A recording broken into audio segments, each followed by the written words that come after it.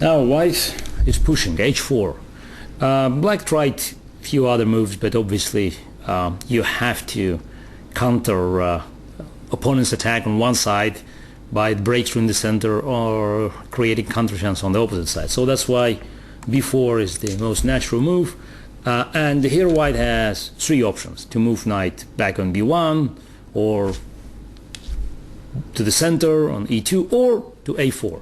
So now we'll look at first two options, knight b1 and knight c2, because that's how it started. Just chronologically, knight c2 was the best try, and it lies within the white's plans of going knight on e2, then potentially knight on f4, and trying to exploit the weakness on e6 or g6. But black immediately plays d5, and white has to find a way of continuing its attack now, because the center is hanging. So bishop h3, that's a sacrifice, again another typical maneuver, developing another piece. Bishop goes on h3, the h file is closed now, so g5 is possible, and potentially bishop can take on e6. So this is a move with multiple functions.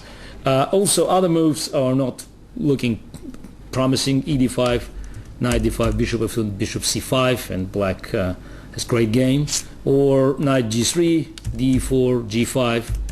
But again, if white has to go back, knight takes h1, then knight d5, g6, queen f6, and we can quote the games non-Polgar in Amsterdam and also non-Ivanchuk in Monte Carlo. Ivanchuk played queen a5.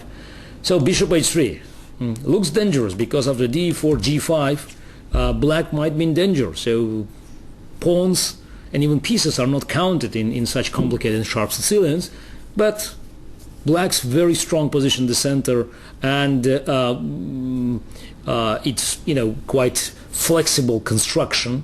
Pawn construction helps them to avoid immediate dangers. What black shouldn't do is to play e takes f3, because here, despite having extra material, black is losing after rook takes f7. Again, that's now bishop from h3 is playing control, and e6 square is a decisive weakness. hg5, hg5, e takes f3, knight f4, and now after knight f4, queen e1, rook takes h3. That's a very strong move. I also have to say that this position was analyzed in both in 1993 before match with Nigel in London, and in 1995 before my match with Vichy in New York. So rook takes h3, that was found by Lubojevic, and it was in 1994, which more or less fixed the evaluation of this position in black's favor. So after rook takes h3, knight takes h3, e5, knight b3, because knight takes f3, queen a5, and then this is horrible for white. This line was out of practice, as we can see that white tried even here knight g3, and there are a few more nuances that are not changing the evaluation at all. So next try was knight b1, which looks quite odd, because white knight goes backward. It's not going to participate in the game anymore, but there's certain sense, that is, white bets on the attack in the center and on the king side. Knight on b1 at least protects the king, because if now black queen, after queen a5 takes on a2, it's not going to create immediate threats. And white thinks that it can create enough pressure in the center on the king side without this piece, and black has to be quite creative, because in the first games the line was played, they experienced some sort of trouble. So one of the natural moves is queen a5, bishop a3, knight e5, and here is Anand against Gelfand played b3, rook c8, a4. So totally stalling Black's initiative on the queen side, and here Gelfand played g5. So it's another interesting try for Black. So Black plays against all the rules or against the conventional wisdom. You don't play at the side where opponents are stronger, but at the same time its position is so complicated, is so tense that general rules might not work, and by playing g5 Black stops White's advance g5 and also tries to exploit some sort of confusion that might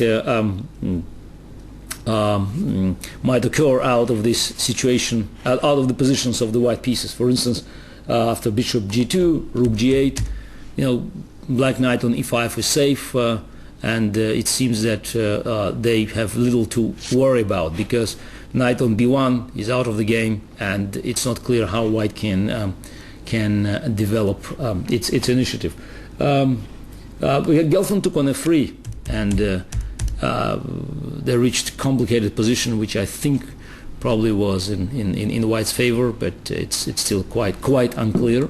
But this game, in fact, didn't turn Vishy down, so he kept playing knight b1, and it was, I think, refuted in our game in Linares in 1999, where I could prepare one of the longest opening lines by using the computer and actually creating the position where even Vishy couldn't figure out all the details, and I had to struggle in terrible time trouble immediately after the opening. So d5, bishop h3, and now g5. Playing knight e5 here, g5, knight fd7 is not as good, because White can simply take on e6. So Ivanchuk played queen e2 here with Van Velde in 1996. Also Anand followed this trend with Topalov in 1998 in Tilburg. But I think that bishop takes e6 leads to the position where White is to be preferred. So there's enough compensation for the piece, and Black king is not going to find any safe spot in the foreseeing future. I thought immediately that g5 would be a correct response, and I saw that it was played in a blitz in 1999 in Vikanze, but Van Velde lost to Vishy, but I came up with a much stronger concept in our game in Linares. So hg5, because now bishop g2, g takes h4 leads to the collapse of White's attack. And again, knight on b1 is too far away from the center to play a role, and just to be sacrificed somewhere to create initiative. hg5, hg5, ed5, and now queen b6. That's an interesting move. So you always want to go on a5, but now Black is using the momentum that knight on d4 might be hanging, and then bishop goes on g7. So it creates tension in the center, which works in our favor. So there is no need to exchange queens, because this endgame is better for White.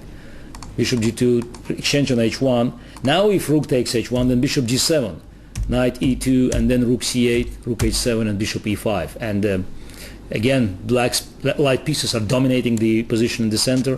f4 is not working because of knight e3. And White again experiencing problems with normal development of its pieces. Again, knight on b1 is not working. So bishop takes h1, rook c8. Same idea. So Black wants to create extra tension here. It bets on a very good development of its pieces. Now if f4, then suddenly knight c3. Here is a point, and now knight on b1 is blocking the only square available for the white king, because after bishop takes b7, then knight a2 is mate, and taking on c3, then b takes c3, and that's another collapse for white. So rook c8 prevents f4. So queen h2, bishop g7 is not working because knight on d4 is hanging. So Vichy tries rook e1, preparing for f4, for knight f5, because now white king has a square on d1 if something happens. But now queen a5. That's a key move. That's a move that is very hard to find. It looks that black is way behind, because even if it takes on a2, then pawn on e6, the square on e6 will collapse. Black's defense will collapse because white has plenty of time.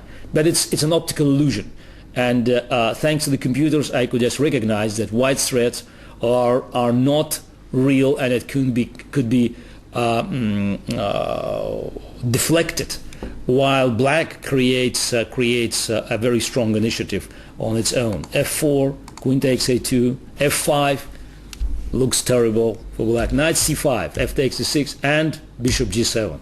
That's the key move, and suddenly it's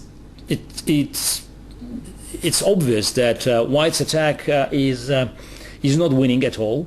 White doesn't have enough resources, and black is in attack, because after knight on d4 is being taken by the bishop, then knight b3 check, and it's over. It's just not material gains. There will be decisive attack against white's king. I should also mention that if black played f takes e6, then after queen h2, knight d3, king d2, and white creates decisive attack, and that's one of the lines that should be used to demonstrate all the dangers that black is facing. So I'm sure that Vichy spent a lot of time contemplating these lines, because he has to counter this new concept at the board. And after bishop g7, e takes f7, king takes f7, he already lost energy to find the only way to save the game. Queen f2 check, king g8, queen f5, and then perpetual rook e8. So bishop d5 is a mistake, understandable mistake, because it's very difficult to play under such a pressure. Queen d5, rook e7, king g8. But here, he mobilized again and found a phenomenal defense, knight c3. So that's the only way to continue the game, because after knight f5, queen takes f5, black has an easy win in the endgame. Knight c3, b takes c3. Also, queen h1 was another option, was bishop f3, that could lead to an endgame with good winning chances. But I think bc3 was good enough either. Knight f5, king f7. I would probably say that king f8 considered serious attention, and then we have similar position now. But this black avoids already all the troubles with a tricky knight, and there's only bishop on left, and I think the position is won. It requires probably more precise analysis, but there's no way white can exchange the bishop on black square bishop on the knight, on a remaining black knight, and slowly black should develop its position, push a pawn, bring the king, and I guess it's technically winning. I played king f7, which also lead to a winning position, but I didn't play accurately, and Vichy played very resourcefully, and it ended up with the drawing endgame. But then Vichy relaxed just one move too early, and it ended up with unusual mating construction. But setting aside the complications of this endgame and Vichy's ingenious defense, which eventually failed due to one last final mistake, this game made very clear that the line with knight b1 is over. White resources were exhausted. Knight c2 was also out of practice, and it seemed that h4 was not working, but there is one more move. So the knight goes on a4, and this move revived the line and created new wave of complications.